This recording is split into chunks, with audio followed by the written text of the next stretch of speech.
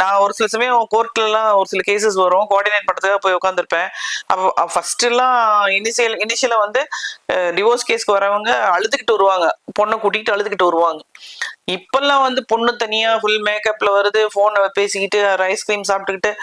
இப்ப இந்த வக்கீலுக்கு தெரியல, ஒன்னும் தெரியலப்பா, இந்த செக்ஷன் சொல்றதுக்கு பதில் அவர் பாட்டு சும்மா நிக்கிறாரு, அடுத்ததுக்கு வேற வக்கீல மாத்திரணும், அந்த அளவுக்கு வந்துருச்சு இன்னைக்கு நாலேஜ் வந்து.